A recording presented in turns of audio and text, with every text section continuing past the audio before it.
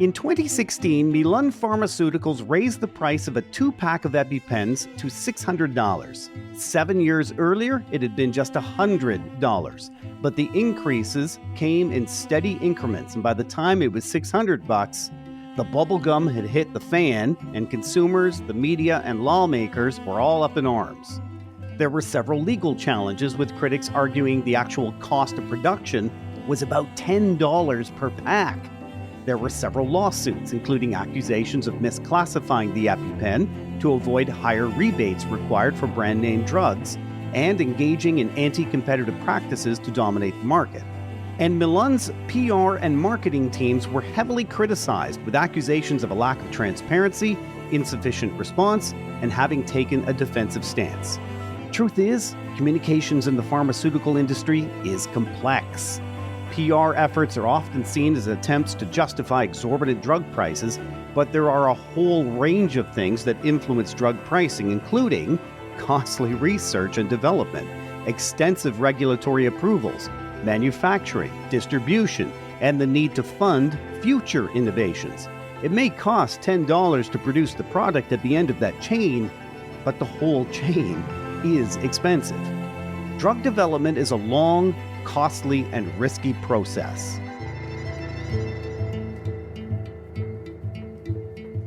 In a speech recently, the UN Secretary-General António Guterres called communications pros working with fossil fuel clients madmen, fueling madness. He went on to demand all PR agencies drop fossil fuel companies and stop supporting them. Now, climate change is real, there's no denying that. But Guterres' perspective sheds light on a different problem. He doesn't really understand what we do. He thinks we're spin doctors. Individually, absolutely, you have the right to pick and choose whom you work with or for. But as an industry, refusing to help those who are innovating and changing, as a great many fossil fuel companies are, is not helping the world shift. It's causing another problem. Today on Stories and Strategies, let's imagine we are spin doctors. Would you tell a doctor not to treat a smoker who's fighting lung cancer?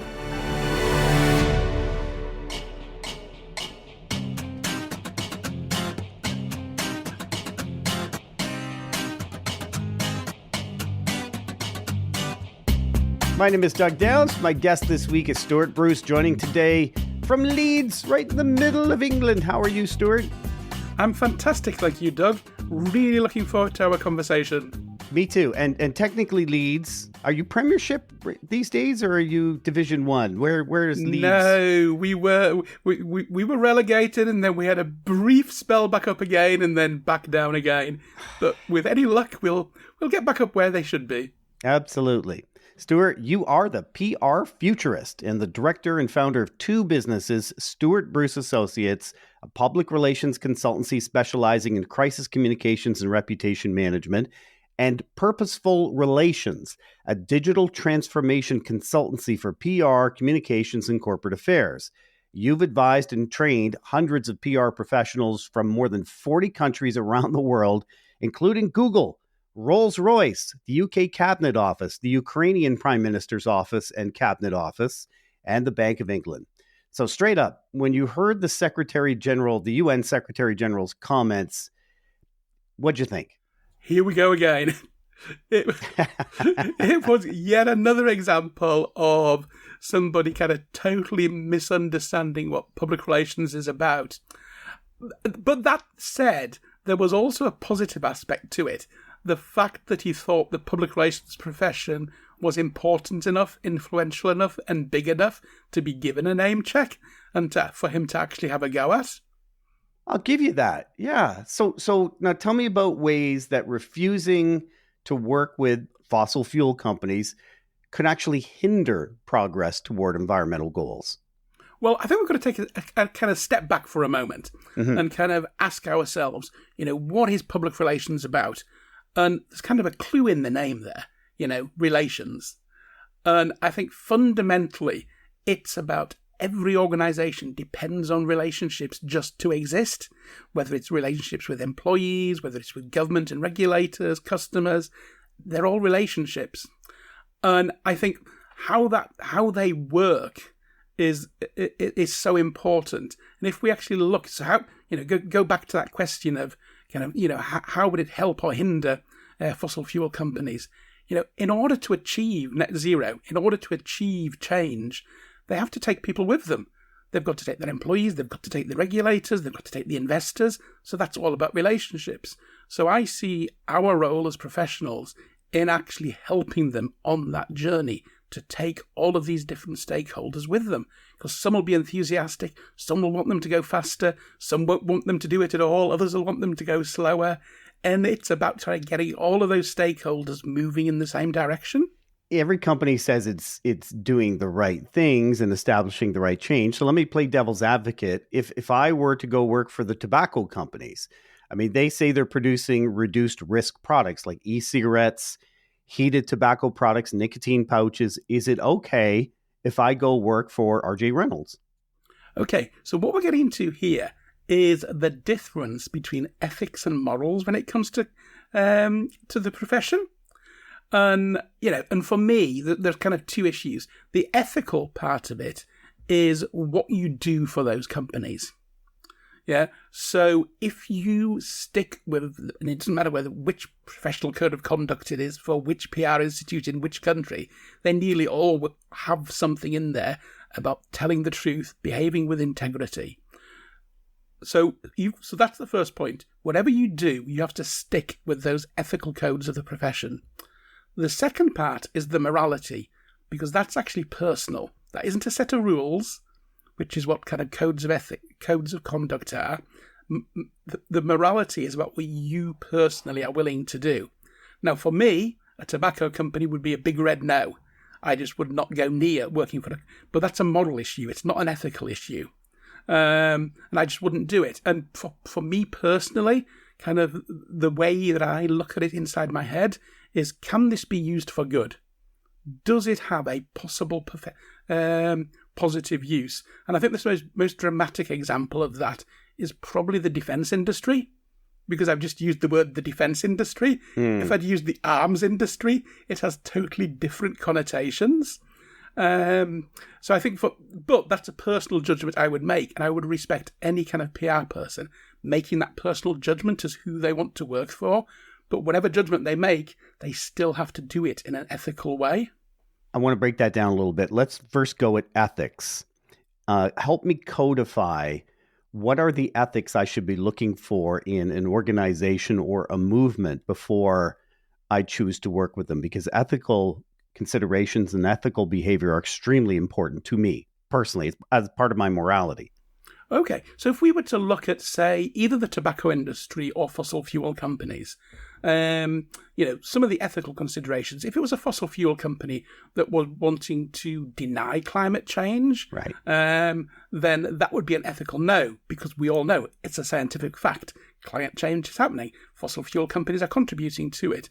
So absolutely, you should, a public relations professional should not be part of that denial. Now, if it's a fossil fuel company that has views on how it should tackle that, and it, say, has a 10-year plan, but we think it should be a 5-year plan, as long as you are being honest and truthful and sticking to the facts, I mean, that is where the ethical dimension comes in. In some ways, better to be on the inside. There's an old saying about better to be on the inside pissing out than on the outside pissing in, right? You just have more sway. Absolutely. Yeah. I thought you were going to use a polite version of that, but you've used the best version. It's a podcast. If I can't go over the edge on a podcast, when can I? And then morality. I love the way you broke those ethics and morality apart there. Help me maybe talk through some of the things that impact your choices there, because that's what it comes down to for each of us individually. Does that fit me morally? And I don't always know how to make that decision all the time. No, it's great. And I think most people don't. And it's a real challenge. And I think kind of, over the years, I probably have boiled mine down into this. Can it be used for good? Yes. Now, that's quite a kind of hazy concept, because you could have people, I have no doubt you could have people arguing, well, e-cigarettes are helping people to relax and de-stress. Sorry, I'm not buying that, but that's just my personal opinion. It's my personal morality. I would be, one of the other controversial ones you get is if people are working for, say, foreign governments or other states, which maybe have different approaches to democracy or human rights to what we're used to in the West. Now, is it right to work for them? And I think for me, it would be a judgment per country. The first thing I would do is look at what the kind of, in my case, the UK Foreign Office says. Mm-hmm. What is their stance? Because they know a lot more about it than I do. So I need to know their position first. But then the second one would actually be thinking, okay, is this country genuinely trying to change? Or is it just kind of greenwashing or sports washing, which we kind of see nowadays? And it's trying to give the impression that it wants to. I think, one good example of that is kind of the Kingdom of Saudi Arabia. It has an extremely controversial reputation. But I also happen to know from having spoken to people there in government and doing communications for them that there is a genuine desire to change. So things like, a big thing that the Saudi government wants to do is to get more Saudi women into the workforce. That raises lots of eyebrows with people in the West if they don't already know that. But that's something the Saudi government wants to do. Now, are they going fast as I would like? Absolutely not. Have they done as much as I would like? Absolutely not. But the reason they haven't is there's also a kind of big spectrum of Saudi society that don't want them to do that. And if they attempted to push it through too quickly, it might actually mean it doesn't happen. And I think, so everything is about kind of weighing up these things. Ultimately for me, it's about, am I making a positive contribution by doing this? Am I making a difference, towards public good? And I think I think that's too often ignored in public relations, is the fact that actually part of what we are doing is meant to contribute towards society and public good. But Stuart, what if it pays a lot of money? And let me deepen that a little bit. You and I are maybe a little longer in the tooth on, maybe playing the back nine on our careers. But there's a lot of young people. A lot of young people listen to this podcast. And money is very, very meaningful. And for a lot of them, they've either started or are about to start a family. And an opportunity to make a lot of money. Morals, I don't want to say they get gray, but can't I stretch a little bit? And don't I owe it to my family morally to make money when I can? Okay, I think this is one where we get interesting. And I was recently in Sofia at the Global Amex Summit, mm-hmm. and they had a panel there. And I get really frustrated when people talk about millennials, Gen Z, Gen whatever, as if they should all be this amorphous mass. Right. And I think one of the interesting things was listening to the young people on stage, is that they clearly weren't an amorphous mass.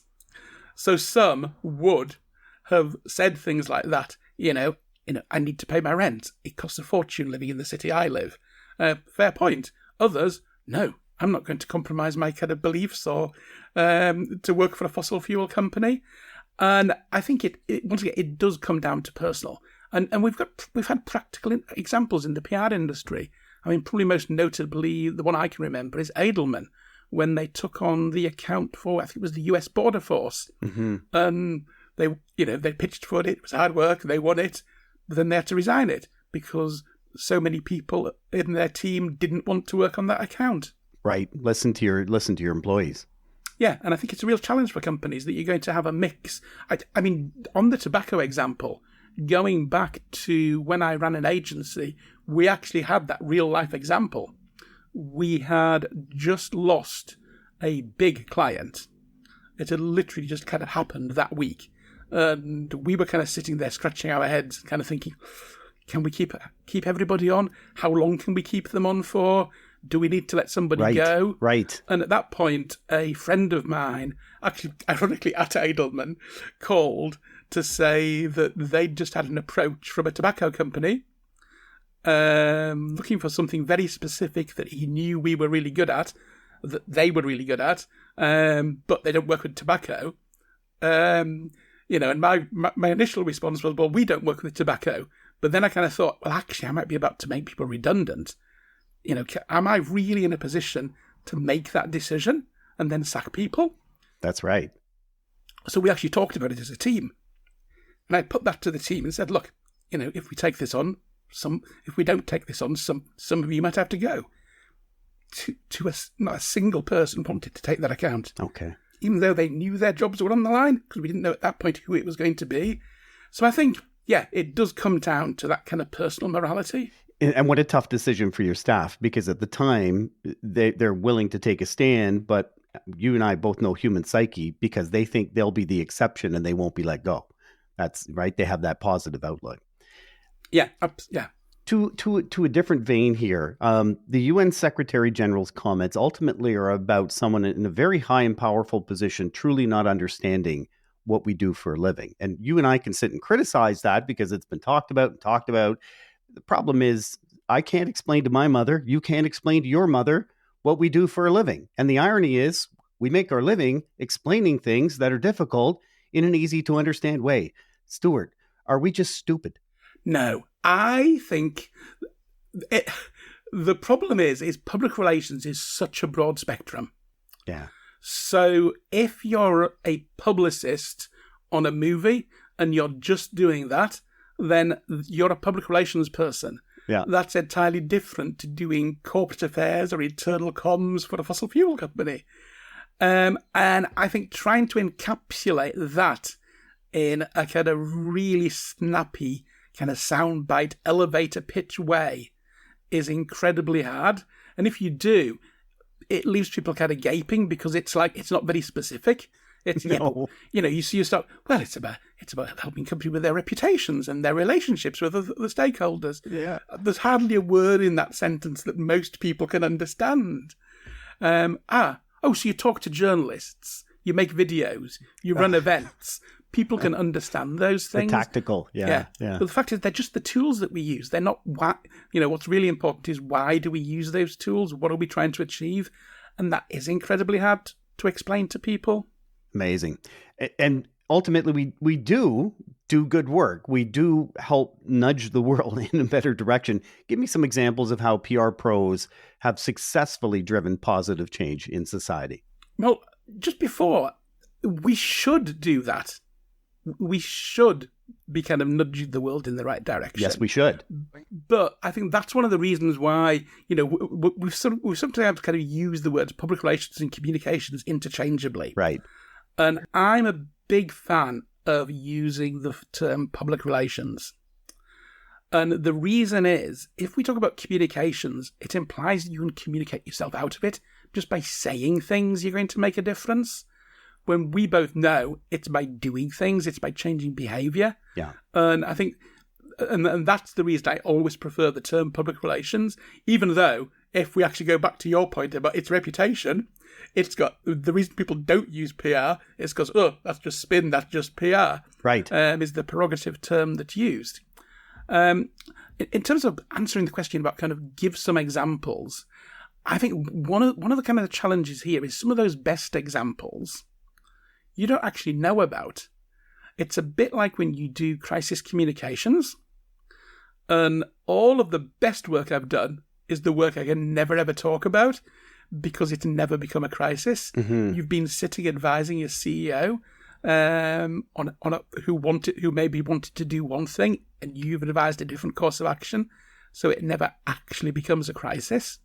So I think that in terms of kind of saying what those examples are, it's really hard. The one that sticks in my mind is actually from I was really, really early on in my career, and I didn't know what PR was. I was still figuring it out. And there was a guy I was doing a professional qualification, and one of our lecturers was a kind of senior comms person at BT, British Telecom.